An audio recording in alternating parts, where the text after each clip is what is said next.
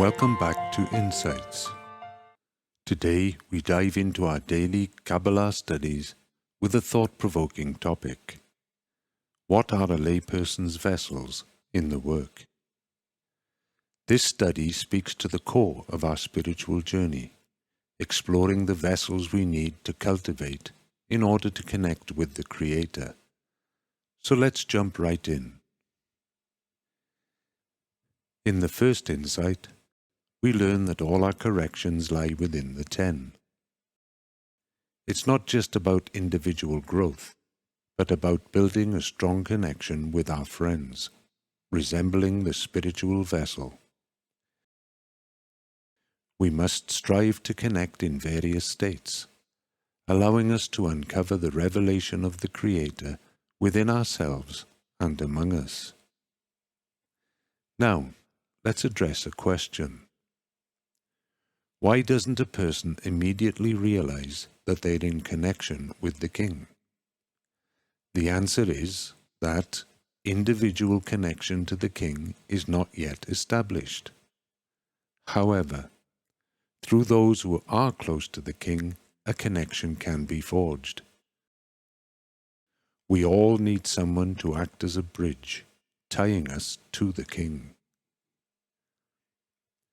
It's interesting to ponder why someone would hide when they witness the greatness of the King.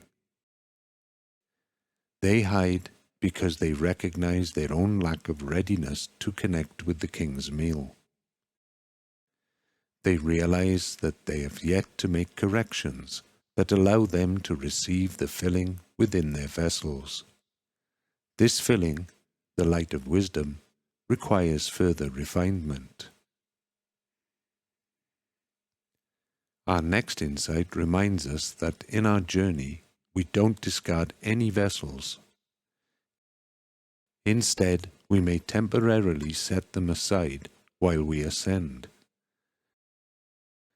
This strategic approach empowers us as we gradually reintroduce these vessels into our actions. It is through this process that we gain strength and progress through the degrees of ascent. Our helpers are the angels, but they often guide us through questioning. These questions, though seemingly challenging, serve to mold and elevate us. So, let's embrace the questions that come our way, for they are our allies in spiritual growth. In answer to a question about what sustains the Creator, it is the equivalence of form.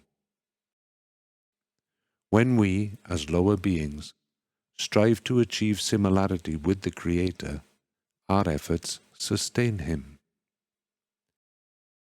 This means our labor and desire to attain such equivalence play a vital role in our spiritual journey. Now, let's consider how we approach the King's request to prepare for something within the 10. The King desires our corrected vessels, where we store what the King wants to receive from us.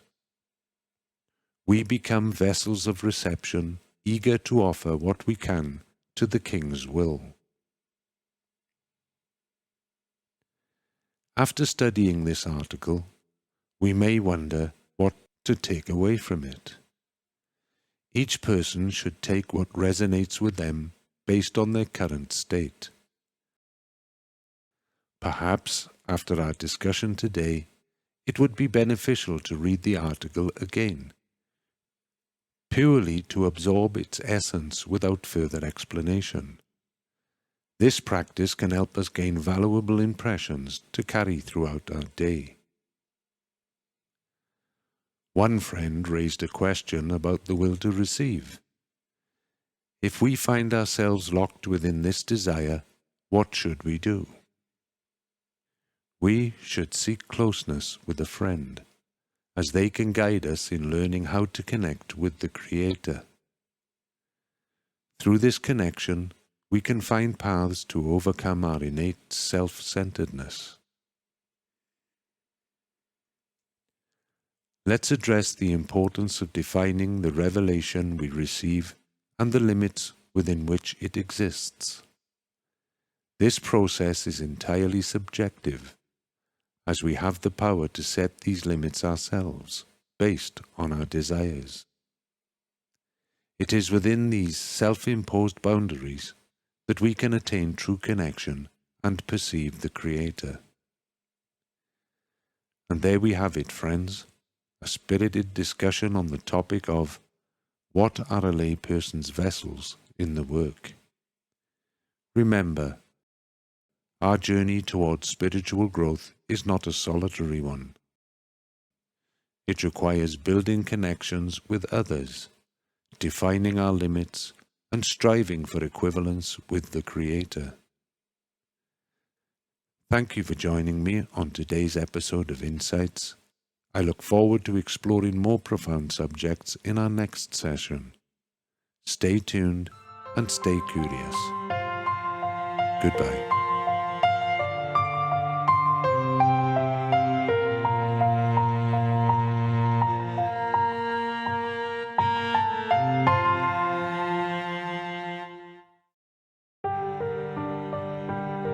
Insights, where spirituality meets practicality. Discover, learn, grow, remember, like, subscribe and share. See you in the next episode.